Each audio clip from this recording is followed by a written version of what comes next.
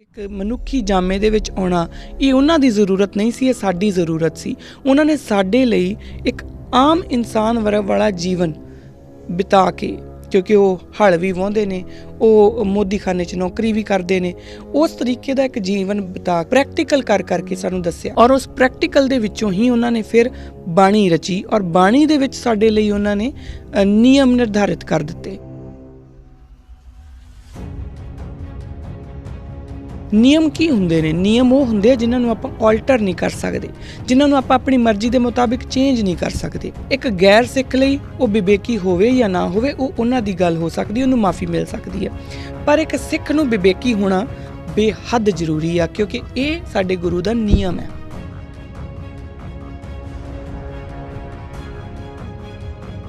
ਔਰ ਗੁਰਬਾਣੀ ਦੀ ਕਸਵੱਟੀ ਦੇ ਉੱਤੇ ਪਰਖਣ ਤੋਂ ਬਾਅਦ ਜੇ ਤਾਂ ਉਹ ਗੁਰਬਾਣੀ ਦੇ ਅਕੋਰਡਿੰਗ, ਜੇ ਤਾਂ ਉਹ ਗੁਰਮਤ ਦੇ ਅਕੋਰਡਿੰਗ ਉਹ ਸਹੀ ਹੈ, ਫਿਰ ਤਾਂ ਸ਼ਾਇਦ ਤੁਸੀਂ ਮੰਨ ਲਓ। ਪਰ ਅਗਰ ਉਹ ਗੁਰਬਾਣੀ ਦੀ ਕਸਵੱਟੀ ਉੱਤੇ ਪੂਰਾ ਨਹੀਂ ਉਤਰਦਾ ਤਾਂ ਤੁਸੀਂ ਸਿਰਫ ਮੇਰੇ ਕਹਿਣ ਦੇ ਉੱਤੇ ਮੰਨੋਗੇ ਨਹੀਂ। ਇਹ ਵਿਵੇਕਤਾ ਹੈ।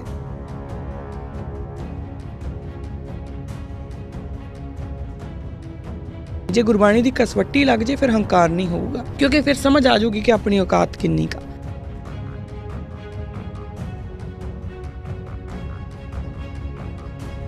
ਆਪਣੇ ਆਪ ਨੂੰ ਹੀ ਦੇਖ ਲਈਏ, ਕਿਆ ਸਾਡੇ ਅੰਦਰ ਕਰੁਣਾ ਉਤਪੰਨ ਹੁੰਦੀ ਆ?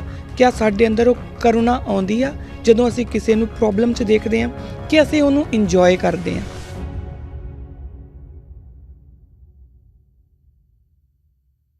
ਵਾਹਿਗੁਰੂ ਜੀ ਕਾ ਖਾਲਸਾ, ਵਾਹਿਗੁਰੂ ਜੀ ਕੀ ਫਤਿਹ। ਕਿਰਦਾਰੇ ਖਾਲਸਾ ਦੇ ਅੱਜ ਦੇ ਇਸ ਐਪੀਸੋਡ ਦੇ ਵਿੱਚ ਮੈਂ ਕਿਰਨਪ੍ਰੀਤ ਕੌਰ ਆਪ ਸਭ ਦਾ ਬਹੁਤ ਸਵਾਗਤ ਕਰਦੀ ਹਾਂ ਜੀ।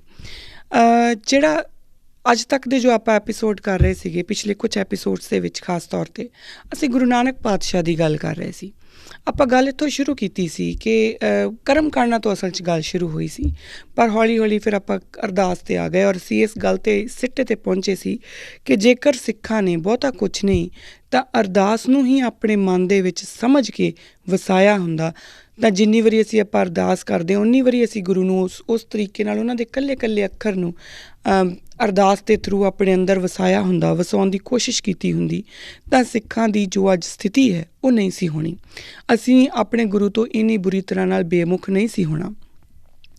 ਖੈਰ, ਫਿਰ ਵੀ ਆਪਾਂ ਚੱਲਦੇ ਗਏ ਔਰ ਉਸੇ ਰਸਤੇ 'ਤੇ ਚੱਲਦਿਆਂ ਅਸੀਂ ਗੁਰੂ ਨਾਨਕ ਪਾਤਸ਼ਾਹ ਦੀ ਗੱਲ ਦੇ ਉੱਤੇ ਆ ਗਏ। ਪਿਛਲੇ ਕੁਛ ਜਿਹੜੇ ਐਪੀਸੋਡ ਸੀਗੇ, 2-3 ਐਪੀਸੋਡਸ ਤੋਂ ਆਪਾਂ ਗੁਰੂ ਨਾਨਕ ਦੀ ਗੱਲ ਕਰ ਰਹੇ ਹਾਂ ਕਿ ਜਦੋਂ ਅਰਦਾਸ ਦੇ ਵਿੱਚ ਇਹ ਗੱਲ ਆਉਂਦੀ ਹੈ ਕਿ ਗੁਰੂ ਨਾਨਕ ਲਈ ਧਿਆਏ, ਤਾਂ ਉਦੋਂ ਸਾਡੇ ਦਿਲ 'ਚ ਆਉਣਾ ਕੀ ਚਾਹੀਦਾ? ਅਸੀਂ ਗੁਰੂ ਨਾਨਕ ਪਾਤਸ਼ਾਹ ਦੇ ਚਰਨਾਂ ਦੇ ਵਿੱਚ ਬੇਨਤੀ ਕੀ ਕਰਨੀ ਹੈ?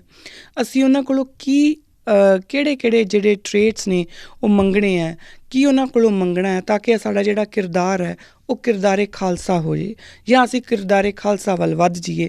ਸਾਡਾ ਕਿਰਦਾਰ ਦੇ ਵਿੱਚ ਅਸੀਂ ਉਹ ਕਿਹੜੀਆਂ ਚੀਜ਼ਾਂ ਜਿਹੜੀਆਂ ਉਹ ਲੈ ਕੇ ਆਉਣੀਆਂ। ਤਾਂ ਉਹਦੇ ਵਾਸਤੇ ਬਹੁਤ ਜ਼ਰੂਰੀ ਹੈ ਇਹ ਸਮਝਣਾ ਕਿ ਗੁਰੂ ਨਾਨਕ ਨੇ ਸਾਨੂੰ ਨਿਯਮ ਕੀ ਦਿੱਤੇ ਨੇ। ਇਹ ਸਮਝਣਾ ਬਹੁਤ ਜ਼ਰੂਰੀ ਹੈ। ਵੈਸੇ ਤਾਂ ਗੁਰੂ ਨਾਨਕ ਪਾਤਸ਼ਾਹ ਨੂੰ, ਔਰ ਇਹ ਗੱਲ ਮੈਂ ਪਹਿਲੇ ਦੇਣੀ ਕਹੀ ਸੀ ਕਿ ਗੁਰੂ ਨਾਨਕ ਪਾਤਸ਼ਾਹ ਨੂੰ ਸਮਝਣ ਦੇ ਲਈ ਇੱਕ ਜਨਮ ਪੂਰਾ ਜਿਹੜਾ ਉਹ ਘੱਟ ਪੈ ਸਕਦਾ। ਬਹੁਤ ਪਹਿਲਾਂ ਦੀ ਗੱਲ ਹੈ, ਜਦੋਂ ਮੈਂ ਗੁਰੂ ਨਾਨਕ ਪਾਤਸ਼ਾਹ ਬਾਰੇ ਸੋਚਿਆ ਕਿ ਮੈਂ ਕੁਛ ਲਿਖੂੰਗੀ ਤਾਂ ਮੈਂ ਇੱਕ ਕਿਤਾਬ ਸ਼ੁਰੂ ਕੀਤੀ। ਤਾਂ ਉਸ ਕਿਤਾਬ ਦੇ ਜਿਹੜੇ ਚੈਪਟਰਸ ਮੈਂ ਬਣਾਉਂਦੀ ਸੀਗੀ ਅਤੇ ਇੱਕ ਰਫ ਆਊਟਲਾਈਨ ਦਿੰਦੀ ਸੀ, ਤਾਂ ਮੈਨੂੰ ਪਹਿਲਾਂ ਮੈਂ ਸੋਚਿਆ ਕਿ 10 ਚੈਪਟਰਾਂ ਦੀ ਕਿਤਾਬ ਦੇ ਵਿੱਚ ਮੈਂ ਕੰਮ ਕਰੂੰਗੀ। ਫਿਰ ਉਹ ਹੌਲੀ ਵਧੇ 16 ਹੋ ਗਏ, ਫਿਰ ਉਹ 20 ਹੋ ਗਏ, ਫਿਰ ਉਹ 22 ਹੋ ਗਏ। ਔਰ ਐਟ ਦੀ ਐਂਡ ਮੈਂ ਸੋਚਿਆ ਕਿ ਨਹੀਂ ਕਿਰਨ, ਸਾਰੀ ਜ਼ਿੰਦਗੀ ਵੀ ਅਗਰ ਲੱਗੇ ਰਹੋਗੇ, ਸਾਰੀ ਜ਼ਿੰਦਗੀ ਵੀ ਅਗਰ ਲਿਖਦੀ ਰਹੇਂਗੀ ਨਾ, ਤਦ ਵੀ ਗੁਰੂ ਨਾਨਕ ਨੂੰ, ਉਹਨਾਂ ਦੀ ਸ਼ਖਸੀਅਤ ਨੂੰ, ਉਹਨਾਂ ਦੀ ਬਾਣੀ ਨੂੰ, ਉਹਨਾਂ ਦੇ ਜੀਵਨ ਕਾਲ ਨੂੰ ਇਕੱਠਿਆਂ ਸਮਝ ਲੈਣਾ, ਸਮਾ ਲੈਣਾ ਔਰ ਕਿਸੇ ਇੱਕ ਕਿਤਾਬ, ਇੱਕ ਪੀਸ ਆਫ ਲਿਟਰੇਚਰ ਦੇ ਵਿੱਚ ਦੱਸ ਦੇਣਾ ਸੰਭਵ ਨਹੀਂ।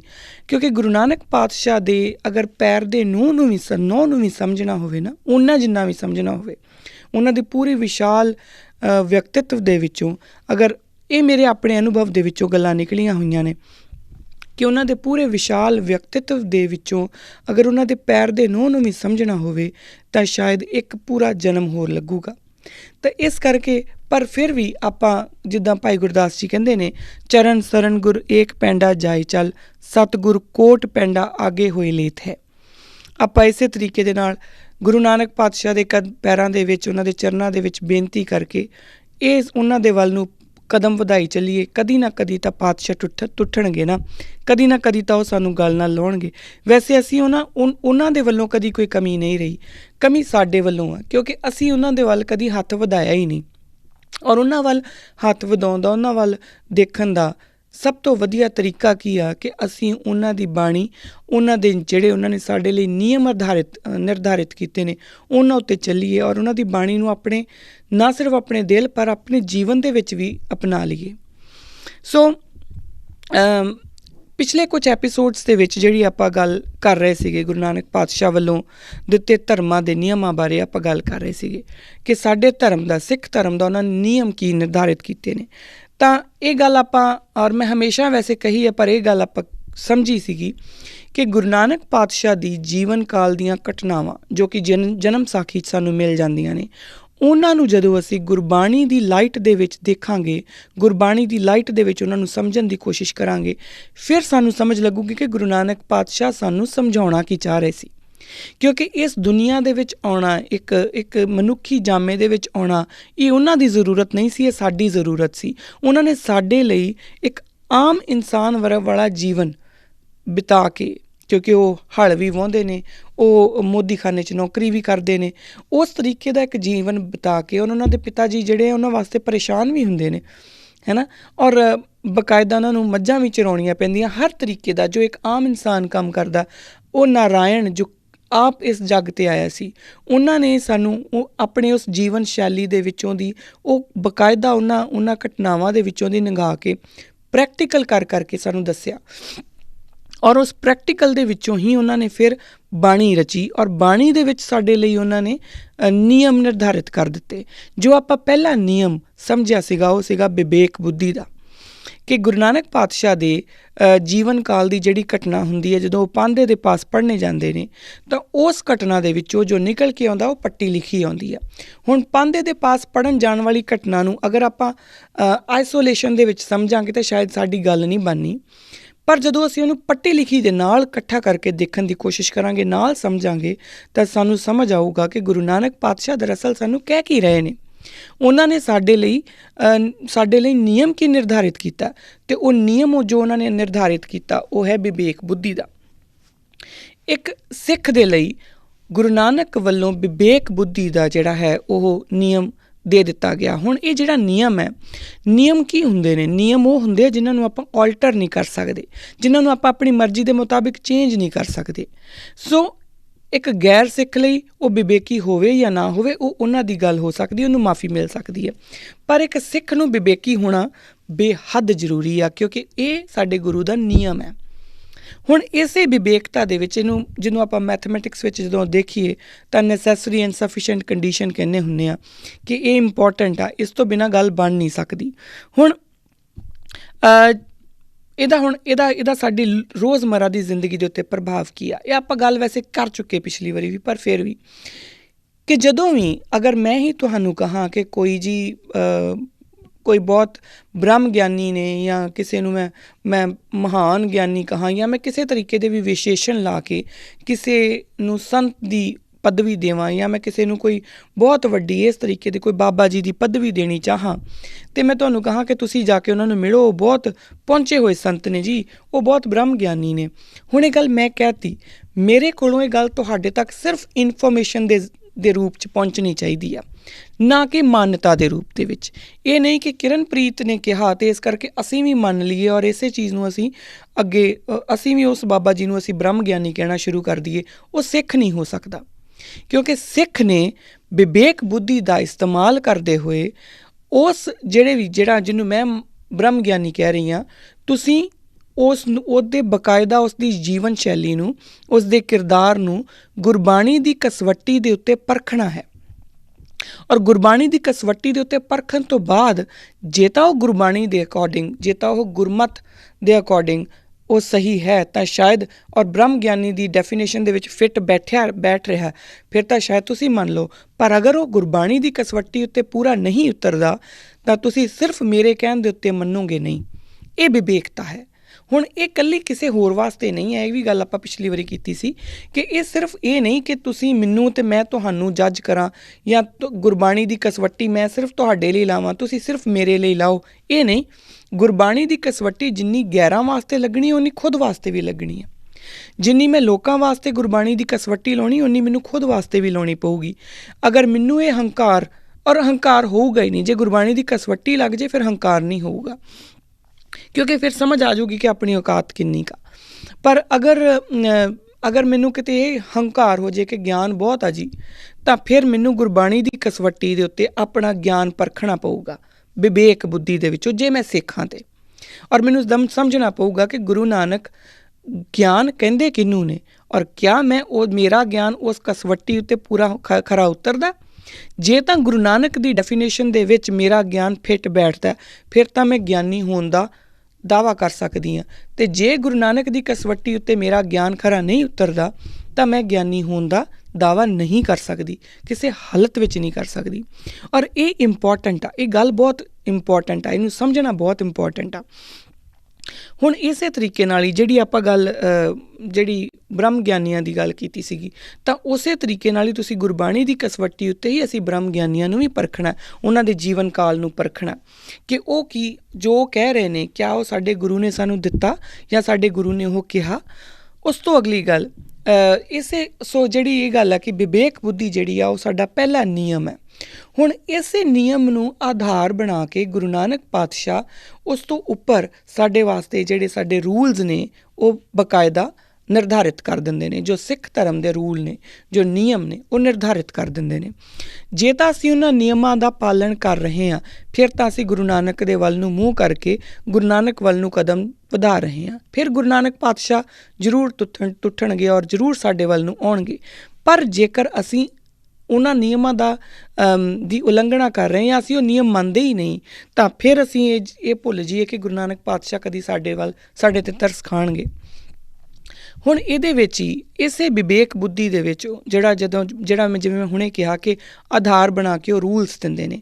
ਪਿਛਲੀ ਵਾਰੀ ਆਪਾਂ ਇੱਕ ਰੂਲ ਡਿਸਕਸ ਕੀਤਾ ਸੀਗਾ ਕਿ ਗੁਰੂ ਨਾਨਕ ਪਾਤਸ਼ਾਹ ਦੀ ਜੀਵਨ ਕਾਲ ਦੇ ਵਿੱਚ ਦੂਜੀ ਘਟਨਾ ਹੁੰਦੀ ਆ ਕਿ ਉਹ ਜਿਹੜੀ ਉਪਨੈਣ ਦੀ ਵਿਧੀ ਹੁੰਦੀ ਆ, ਉਸ ਉਪਨੈਣ ਜਿਹਦੇ ਵਿੱਚ ਉਹ ਜਨੇਊ ਪਾਉਣਾ ਆ, ਤਾਂ ਗੁਰੂ ਨਾਨਕ ਪਾਤਸ਼ਾਹ ਬਾਕਾਇਦਾ ਉਸਨੂੰ ਇੱਕ ਪ੍ਰੈਕਟੀਕਲ ਤੌਰ ਦੇ ਉੱਤੇ, ਇੱਕ ਪ੍ਰੈਕਟੀਕਲ ਰੂਪ ਦੇ ਵਿੱਚ ਜੀ ਕੇ ਸਾਨੂੰ ਉਹ ਦੱਸਦੇ ਨੇ ਕਿ ਇਹ ਜਿਹੜੀ ਵਿਧੀ ਹੈ ਉਹ ਔਰ ਉਹਨਾਂ ਦੀ ਪ੍ਰੋਬਲਮ ਵਿਧੀ ਨਾਲ ਨਹੀਂ, ਪਰ ਉਸ ਵਿਵੇਕ ਬੁੱਧੀ ਨੂੰ ਆਧਾਰ ਬਣਾ ਕੇ ਉਹ ਸਾਨੂੰ ਇੱਕ ਰੂਲ ਦਿੰਦੇ ਨੇ। ਰੂਲ ਕੀ ਆ?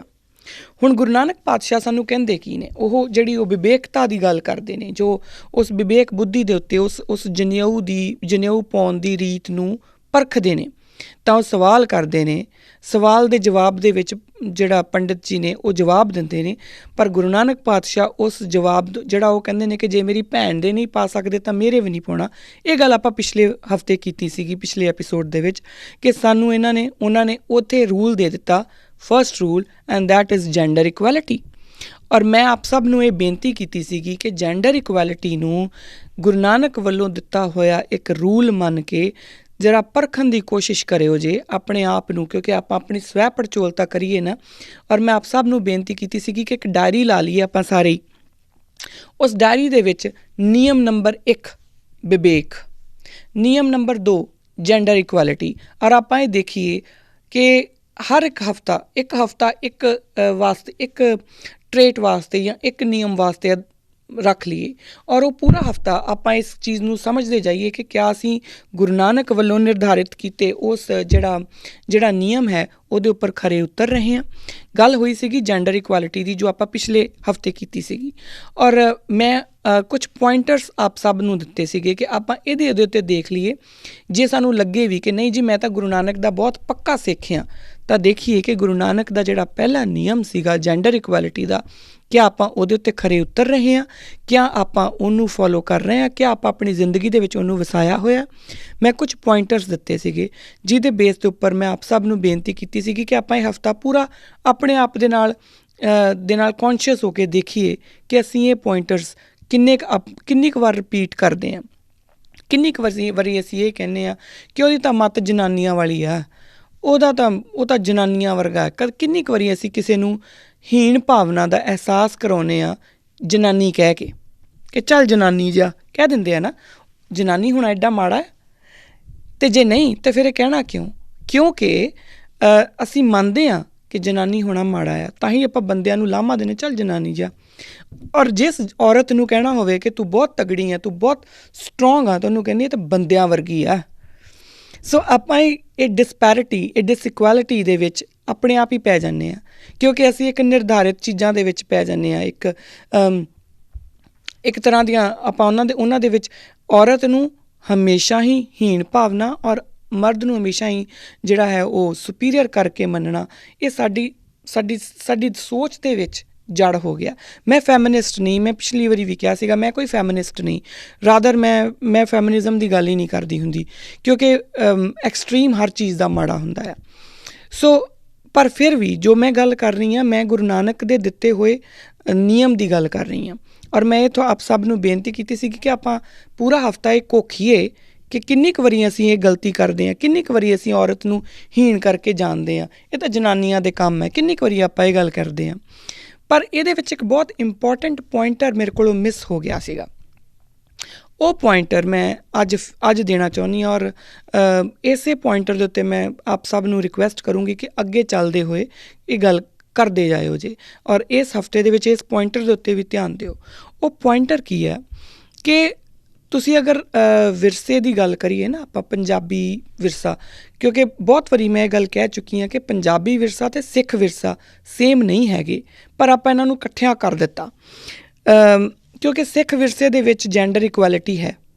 ਸਿੱਖ ਵਿਰਸੇ ਦੇ ਵਿੱਚ ਗੁਰੂ ਨਾਨਕ ਕਹਿੰਦੇ ਨੇ, ਕਿਉਂਕਿ ਸਿੱਖਾਂ ਦਾ ਵਿਰਸਾ ਗੁਰੂ ਨਾਨਕ ਤੋਂ ਸ਼ੁਰੂ ਹੁੰਦਾ, ਤਾਂ ਗੁਰੂ ਨਾਨਕ ਕਹਿੰਦੇ ਨੇ ਕਿ ਜੈਂਡਰ ਇਕੁਐਲਿਟੀ ਹੈ, ਜੈਂਡਰ ਇਕੁਐਲਿਟੀ ਹੀ ਜ਼ਰੂਰੀ ਹੈ। ਉਹ ਨਿਯਮ ਹੈ, ਸਭ ਤੋਂ ਪਹਿਲਾ ਨਿਯਮ ਜੈਂਡਰ ਇਕੁਐਲਿਟੀ ਦਾ ਹੈ।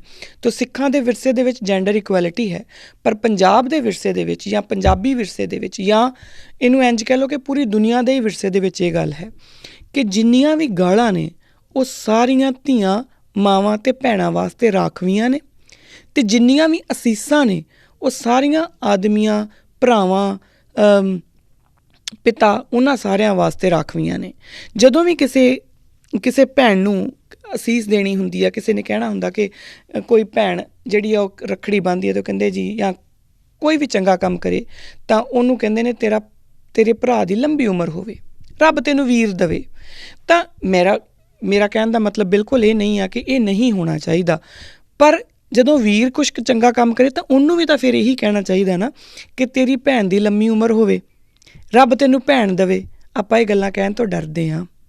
ਸੋ ਅਸੀਸਾਂ ਆਦਮੀਆਂ ਲਈ ਰਾਖਵੀਆਂ ਨੇ, ਪਰ ਜਦੋਂ ਅਸੀਂ ਕਿਸੇ ਨੂੰ ਤਿਰਸਕਾਰ ਕਰਨਾ ਹੁੰਦਾ, ਕਿਸੇ ਦੀ ਇਨਸਲਟ ਕਰਨੀ ਹੁੰਦੀ ਆ, ਤਾਂ ਅਸੀਂ ਉਹਨੂੰ ਗਾਲਾਂ ਵੀ ਉਹ ਦਿੰਦੇ ਹਾਂ ਜੋ ਸਾਡੇ ਰਿਸ਼ਤੇ ਨੇ। ਇਹ ਹੁਣ ਤੁਸੀਂ ਆਪ ਦੇਖ ਲਓ ਕਿ ਇੱਕ ਤਾਂ ਮਾਮਾ ਜੀ ਦਾ ਬਹੁਤ ਇੰਪੋਰਟੈਂਟ ਰਿਸ਼ਤਾ ਹੁੰਦਾ ਸਾਡੇ ਲੋਕਾਂ ਦੇ ਵਾਸਤੇ। ਇਸੇ ਤਰੀਕੇ ਨਾਲ ਹੀ ਜਿਹੜੀ ਵਾਈਫ ਹੈ ਉਹਦੇ ਬ੍ਰਦਰ ਦਾ ਬਹੁਤ ਇੰਪੋਰਟੈਂਟ ਰੋਲ ਹੁੰਦਾ ਆ। ਕਿਉਂ? ਉਹਨੇ ਗੁਨਾਹ ਕੀ ਕੀਤਾ, ਪਰ ਉਹਦਾ ਜਿਹੜਾ ਰਿਸ਼ਤਾ ਹੈ ਉਹਨੂੰ ਇੱਕ ਗਾਲ ਦੇ ਵਾਂਗੂ ਲਿਆ ਗਿਆ। ਇਹ ਕਿਉਂ ਲਿਆ ਗਿਆ, ਇਹ ਤੁਸੀਂ ਸਾਰੇ ਸੋਚਦੇ ਰਹੋ, ਪਰ ਬਹੁਤ ਇੰਪੋਰਟੈਂਟ ਆ ਕਿ ਇਹਨੂੰ ਆਪ ਸਮਝਿਆ ਜਾਵੇ ਕਿ ਇਹ ਡਿਸਪੈਰਿਟੀ ਆ। ਹੁਣ ਆਪਣੇ ਆਪ ਦੇ ਵਿੱਚ ਇਹ ਸੋਚਦੇ ਜਾਇਓ ਜੇ ਪੂਰਾ ਹਫ਼ਤਾ ਕਿ ਕਿੰਨੀ ਵਾਰੀ ਤੁਸੀਂ ਕਿਸੇ ਨੂੰ ਗਾਲ ਕੱਢੀ ਆ, ਆਪਣੇ ਦਿਲ 'ਚ ਹੀ ਚਾਹੇ ਕੱਢੀ ਹੋਵੇ, ਪਰ ਕਿੰਨੀ ਵਾਰੀ ਤੁਸੀਂ ਕਿਸੇ ਨੂੰ ਗਾਲ ਕੱਢੀ ਔਰ ਉਹ ਧੀ, ਮਾਂ ਅਤੇ ਭੈਣ ਦੀ ਗਾਲ ਸੀਗੀ। ਔਰ ਕਿੰਨੀ ਵਾਰੀ ਤੁਸੀਂ ਕਿਸੇ ਨੂੰ ਅਸੀਸ ਦਿੱਤੀ ਹੈ ਅਤੇ ਉਹ ਭੈਣ, ਉਹ ਭਰਾ ਦੀ ਜਾਂ ਉਹਦੇ ਪਤੀ ਦੀ ਜਾਂ ਉਹਦੇ ਪਿਤਾ ਦੇ ਵਾਸਤੇ ਅਸੀਸ ਸੀਗੀ। ਕਿੰਨੀ ਵਾਰੀ ਆਪਾਂ ਇਹ ਕੀਤਾ। ਇਹਨੂੰ ਆਪਾਂ ਦੇਖੀਏ, ਆਪਣੇ ਆਪ ਨੂੰ ਕੋਖੀਏ। ਸੋ ਫਿਰ ਸਾਨੂੰ ਸਮਝ ਲੱਗੂਗੀ ਕਿ ਅਸੀਂ ਕਿਆ ਗੁਰੂ ਨਾਨਕ ਦੀ ਸਿੱਖੀ ਦੇ ਨੇੜੇ ਤੇੜੇ ਵੀ ਹਾਂ। ਚਾਹੇ ਸਾਡਾ ਕੋਈ ਕਿੱਡਾ ਵੀ ਵੱਡਾ ਦੁਸ਼ਮਣ ਹੋਏ, ਚਾਹੇ ਕੋਈ ਐਸਾ ਬੰਦਾ ਹੋਏ ਜਿਸਨੇ ਸਾਡਾ ਸਾਰਾ ਹੀ ਨੁਕਸਾਨ ਕਰ ਦਿੱਤਾ, ਪਰ ਫਿਰ ਵੀ ਉਸ ਦੀ ਭੈਣ ਨੂੰ, ਕਿਉਂਕਿ ਜੇ ਸਾਡੇ 'ਚ ਹਿੰਮਤ ਆ ਤਾਂ ਉਹਦੇ ਨਾਲ ਟੱਕਰਾਂਗੇ, ਉਸ ਬੰਦੇ ਨੂੰ ਪੁੱਛਾਂਗੇ, ਉਹਦੇ ਨਾਲ ਗੱਲ ਕਰਾਂਗੇ, ਪਰ ਆਪਾਂ ਉਹ ਨਹੀਂ ਕਰਦੇ। ਅਸੀਂ ਗਾਲ ਕੱਢਦੇ ਹਾਂ ਉਹਦੀ ਭੈਣ ਨੂੰ, ਕਿਉਂਕਿ ਭੈਣ ਨੂੰ ਕੱਢਾਂਗੇ, ਉਹਦੀ ਮਾਂ ਨੂੰ ਕੱਢਾਂਗੇ, ਉਹਦੀ ਧੀ ਨੂੰ ਕੱਢਾਂਗੇ। ਕਿਉਂਕਿ ਸਾਨੂੰ ਪਤਾ ਆ ਕਿ ਉਹ ਸਭ ਤੋਂ ਵੀਕ ਪੁਆਇੰਟ ਆ। ਸੋ ਬੇਸਿਕਲੀ ਅਸੀਂ ਜਿਹੜੀਆਂ ਇਹ ਬਾਈਨਰੀਜ਼ ਬਣੀਆਂ ਨਾ, ਆਦਮੀ, ਔਰਤ, ਉਹਨਾਂ ਦੇ ਵਿੱਚ ਫਿੱਟ ਬੈਠੇ ਹੋਏ ਹਾਂ। ਤੋ ਜੇ ਅਗਰ ਅਸੀਂ ਬੈਠੇ ਹੋਏ ਹਾਂ ਤਾਂ ਅਸੀਂ ਸਿੱਖ ਨਹੀਂ ਹੋ ਸਕਦੇ, ਕਿਉਂਕਿ ਪਹਿਲੀ ਜਿਹੜਾ ਨਿਯਮ ਹੀ ਗੁਰੂ ਪਾਤਸ਼ਾਹ ਦਿੰਦੇ ਨੇ ਉਹ ਜੈਂਡਰ ਇਕੁਐਲਿਟੀ ਦਾ ਦਿੰਦੇ ਨੇ। ਖੈਰ, ਆਪਾਂ ਅੱਗੇ ਚੱਲੀਏ ਤਾਂ ਗੁਰੂ ਨਾਨਕ ਪਾਤਸ਼ਾਹ ਦੇ ਇਸ ਜੀਵਨ ਕਾਲ ਦੀ ਜਿਹੜੀ ਘਟਨਾ ਹੈ ਉਹਦੇ ਵਿੱਚ ਇੱਕ ਤਾਂ ਨਿਯਮ ਜਿਹੜਾ ਜੈਂਡਰ ਇਕੁਐਲਿਟੀ ਦਾ ਆ ਗਿਆ।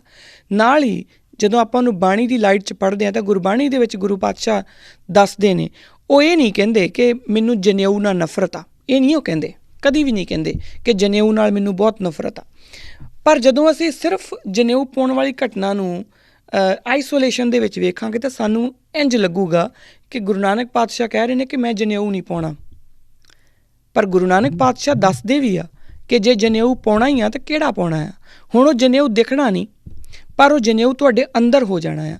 ਉਹ ਕੀ ਆ? ਉਹ ਕਹਿੰਦੇ ਨੇ ਕਿ ਦਇਆ ਕਪਾ ਸੰਤੂਖ ਸੁਤ ਜਤ ਗੰਢੀ ਸਤ ਵਟ, ਇਹ ਜਨੇਊ ਜੀਆ ਕਾ ਹੈ ਤਾਂ ਭਾਂਡੇ ਕੱਥ। ਔਰ ਇਹੀ ਵਾਲਾ ਜਨੇਊ ਕਿਉਂ? ਕਿਉਂਕਿ ਨਾ ਇਹ ਟੁੱਟੇ ਨਾਮਾ ਲੱਗੇ, ਨਾ ਇਹ ਜਲੇ ਨਾ ਜਾਏ, ਧਨ ਸੁਮਾਨਸ ਨਾਨਕਾ ਜੋ ਗਲ ਚੱਲੇ ਪਾਏ।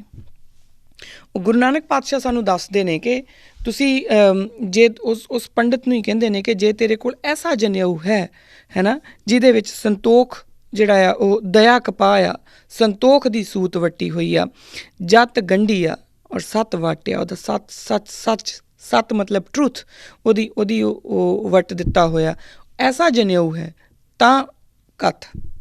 ਔਰ ਕਿਉਂਕਿ ਨਾ ਉਹਨੇ ਜਲਣਾ ਨਾ ਉਹਨੇ ਸੜਨਾ, ਉਹ ਹਮੇਸ਼ਾ ਨਾਲ ਰਹਿਣਾ ਹੈ। ਔਰ ਉਹ ਮਾਨਸ ਧਨ ਹੈ ਜਿਹੜਾ ਐਸਾ ਜਨੇਊ ਧਾਰਨ ਕਰ ਲੈਂਦਾ।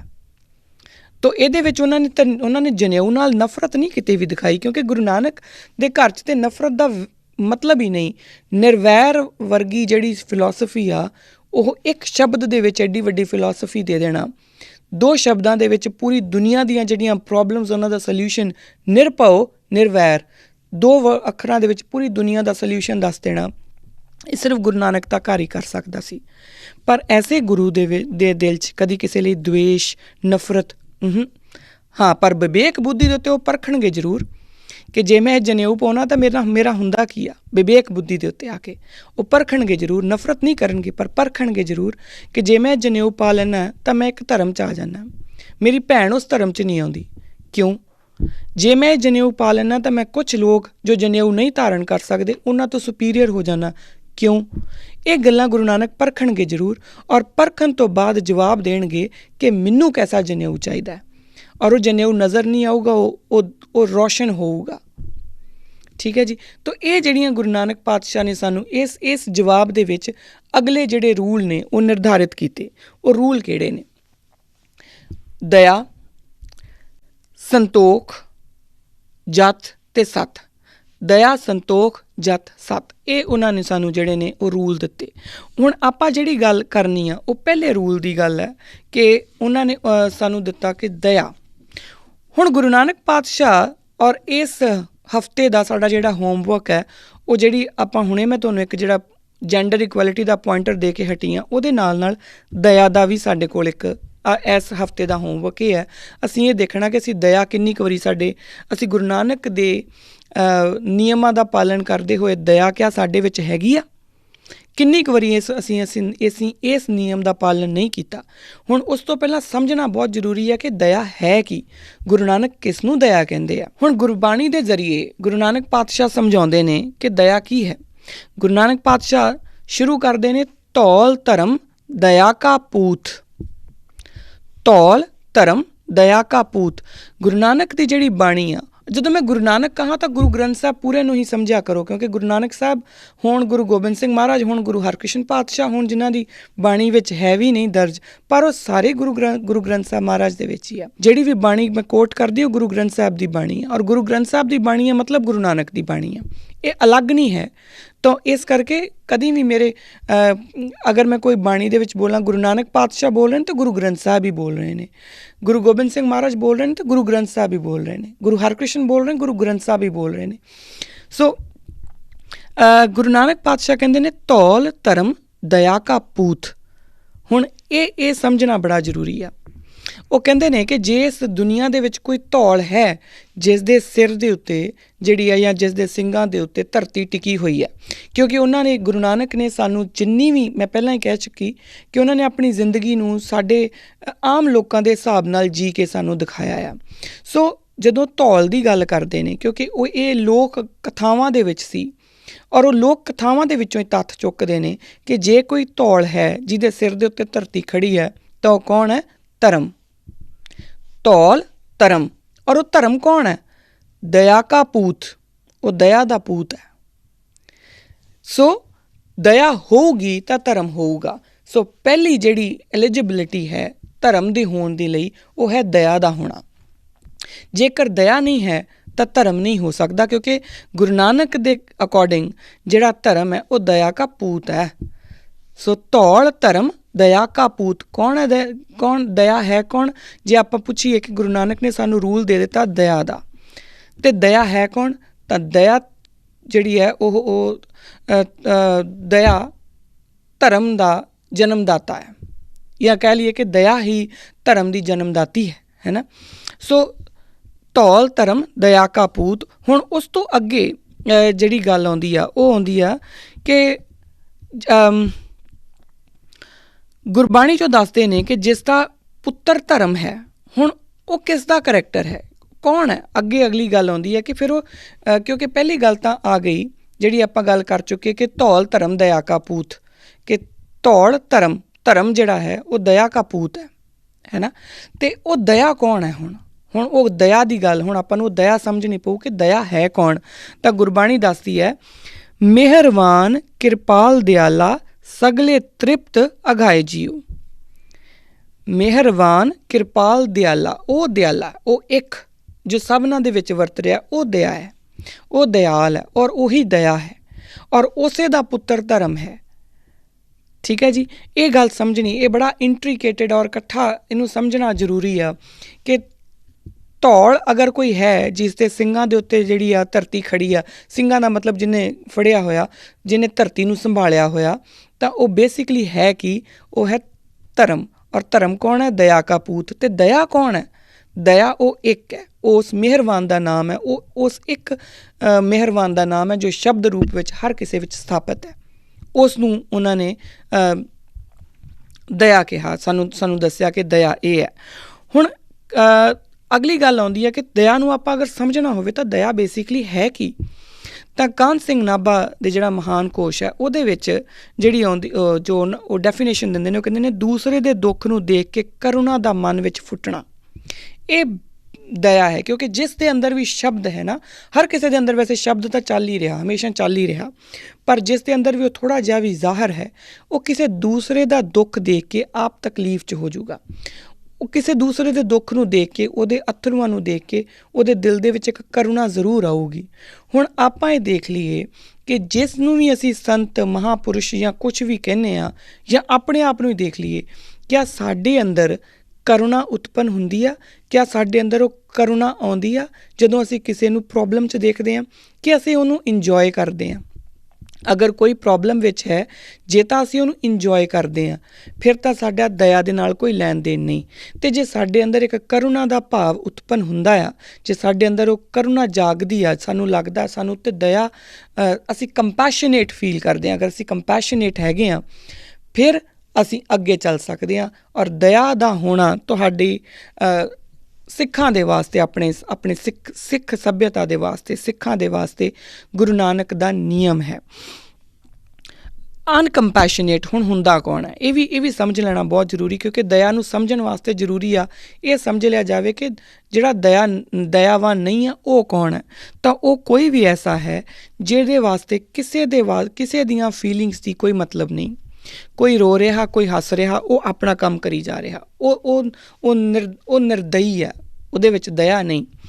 ਔਰ ਜਾਂ ਜਿਹਨੂੰ ਕਿਸੇ 'ਤੇ ਕੋਈ ਤਰਸ, ਕੋਈ ਰਹਿਮ ਨਹੀਂ ਆਉਂਦਾ, ਜਾਂ ਜਿਹੜਾ ਜਿਸ ਨੂੰ ਸਿਰਫ ਆਪਣਾ ਆਪ ਦਿਖਦਾ ਆ, ਉਹ ਨਿਰਦਈ ਆ ਔਰ ਉਹ ਦਇਆਵਾਨ ਨਹੀਂ। ਹੁਣ ਇਹ ਜਿਹੜੀ ਇੱਕ ਲਾਈਨ ਆਫ ਥਾਟ ਹੈ ਨਾ ਕਿ ਦਇਆ ਹੈ ਕੀ, ਦਇਆ ਕੌਣ ਹੈ, ਦਇਆ ਦੀ ਡੈਫੀਨੇਸ਼ਨ ਕੀ ਆ ਔਰ ਨਿਰਦਈ ਦੀ ਡੈਫੀਨੇਸ਼ਨ ਕੀ ਆ, ਇਹਨੂੰ ਆਪਣੇ ਦਿਮਾਗ 'ਚ ਰੱਖਦੇ ਰਹੀਏ ਤਾਂ ਕਿ ਆਪਾਂ ਨੂੰ ਜਦੋਂ ਆਪਣੇ ਆਪ ਨੂੰ ਘੋਖਣਾ ਪੈਣਾ ਨਾ, ਤਾਂ ਆਪਾਂ ਇਹਨਾਂ ਲਾਈਨਾਂ ਦੇ ਉੱਪਰ ਘੋਖੀਏ। ਇਹ ਦੇਖੀਏ ਕਿ ਕਿੰਨੀ ਵਾਰ ਅਸੀਂ ਕਿਸੇ ਨੂੰ ਸਿਰਫ ਆਪਣੇ ਪਲੈਜ਼ਰ ਵਾਸਤੇ, ਕਿਉਂਕਿ ਮੈਂ ਖੁਸ਼ ਹਾਂ, ਮੇਰੀ ਰੋਟੀ ਪੱਕ ਰਹੀ ਹੈ, ਬਾਕੀ ਕਿਸੇ ਦੀ ਪੱਕੇ ਨਾ ਪੱਕੇ, ਅਸੀਂ ਇਸ ਤਰੀਕੇ ਨਾਲ ਆਪਣਾ ਰਵੱਈਆ ਰੱਖਿਆ। ਕਿੰਨੀ ਵਾਰ ਕੋਈ ਤੁਹਾਡੇ ਕੋਲ ਆਇਆ ਮਦਦ ਮੰਗਣ, ਔਰ ਸਿਰਫ ਇਸੇ ਕਰਕੇ ਮਦਦ ਦੇਣੋਂ ਮਨਾ ਕੀਤਾ ਕਿ ਕਿਤੇ ਮੇਰੇ ਤੋਂ ਅੱਗੇ ਨਾ ਲੰਘ ਜੇ। ਇਹਨਾਂ ਗੱਲਾਂ ਨੂੰ ਆਪਾਂ ਆਪਣੇ ਨਾਲ ਦੇਖੀਏ ਔਰ ਆਪਣੇ ਆਪ ਦੇ ਜਿਹੜਾ ਹੋਮਵਰਕ ਹੈ ਉਹ ਇਸ ਹਫਤੇ ਕਰਦੇ ਜਾਈਏ, ਕਿਉਂਕਿ ਅਸੀਂ ਹਮੇਸ਼ਾ ਇਹ ਸੋਚਦੇ ਹਾਂ ਕਿ ਜਿਹੜਾ ਦਇਆਵਾਨ ਹੈ ਉਹ ਹਮੇਸ਼ਾ ਅਗਲੇ ਦੀ ਪੀੜਾ ਨੂੰ, ਅਗਲੇ ਦੀ ਫੀਲਿੰਗ ਨੂੰ ਸਮਝੂਗਾ।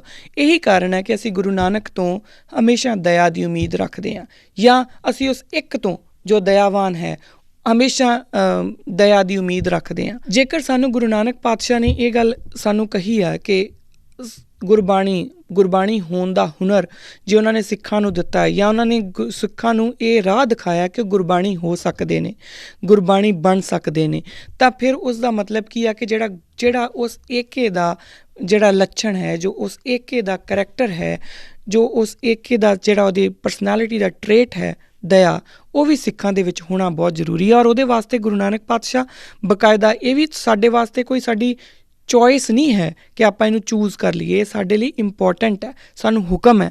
ਕੀ ਕਹਿੰਦੇ ਨੇ ਗੁਰੂ ਪਾਤਸ਼ਾਹ? ਕਹਿੰਦੇ ਨੇ ਭਗਤ ਗਿਆਨ ਦਇਆ ਭੰਡਾਰਨ ਘਟ ਘਟ ਵਾਜੇ ਨਾਦ, let spiritual wisdom be your food and compassion your attendant. So ਇਹ ਸਾਨੂੰ ਹੁਕਮ ਹੈ ਕਿ ਇਹ ਸਾਡੇ ਵਿੱਚ ਹੋਣਾ ਹੀ ਚਾਹੀਦਾ ਆ। ਭਗਤ ਗਿਆਨ ਦਇਆ ਭੰਡਾਰਨ ਇਹ ਹੋਣਾ ਚਾਹੀਦਾ ਸਾਡੇ ਵਿੱਚ। ਹੁਣ ਆਪਾਂ ਇਹਦੇ ਉੱਤੇ ਦੇਖ ਦਈਏ, ਆਪਾਂ ਇਸ ਪੂਰੇ ਹਫ਼ਤੇ ਇਹਨੂੰ ਸਮਝਦੇ ਜਾਈਏ ਜਾਂ ਆਪਣੇ ਆਪ ਨੂੰ ਘੋਖਦੇ ਜਾਈਏ, ਸਵੈ ਪੜਚੋਲ ਕਰੀਏ ਕਿ ਕਿਆ ਸਾਡੇ 'ਚ ਦਇਆ ਹੈ? ਕਿਆ ਅਸੀਂ ਇਸ ਟਰੇਟ ਨੂੰ, ਗੁਰੂ ਨਾਨਕ ਦੇ ਇਸ ਨਿਯਮ ਦੇ ਉੱਤੇ ਅਸੀਂ ਖਰੇ ਉਤਰ ਰਹੇ ਹਾਂ? ਅੱਜ ਦੀਆਂ ਜਿਹੜੀਆਂ ਮੇਰੀਆਂ ਇੰਨੀਆਂ ਕੀ ਬੇਨਤੀਆਂ ਪ੍ਰਵਾਨ ਕਰਨਾ। ਇਹ ਜਿਹੜਾ ਹੋਮਵਰਕ ਆਪਾਂ ਇੱਕ ਦੂਸਰੇ ਨੂੰ ਦਿੱਤਾ, ਤੁਸੀਂ ਮੈਨੂੰ, ਮੈਂ ਤੁਹਾਨੂੰ, ਆਪਾਂ ਇਹਨੂੰ ਕਰੀਏ। ਔਰ ਅਗਲੇ ਵਾਰੀ ਪੂਰੇ ਇੱਕ ਹਫ਼ਤੇ ਦੇ ਲਈ ਤੁਹਾਡੇ ਕੋਲ ਫੂਡ ਆਫ ਥੋਟ ਹੈ ਦਇਆ। ਔਰ ਇੱਕ ਜਿਹੜਾ ਮੈਂ ਪਹਿਲਾਂ ਪੁਆਇੰਟਰ ਦਿੱਤਾ ਸੀਗਾ, ਆਪਾਂ ਆਪਣੀ ਡਾਇਰੀ ਵਿੱਚੋਂ ਲਿਖਦੇ ਜਾਈਏ ਕਿ ਕਿੰਨੀ ਵਾਰੀ ਅਸੀਂ ਇਸ ਚੀਜ਼ ਤੋਂ ਭਟਕਦੇ ਹਾਂ।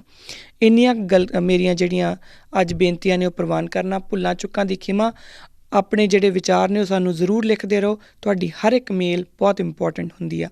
ਵਾਹਿਗੁਰੂ ਜੀ ਕਾ ਖਾਲਸਾ, ਵਾਹਿਗੁਰੂ ਜੀ ਕੀ ਫਤਿਹ।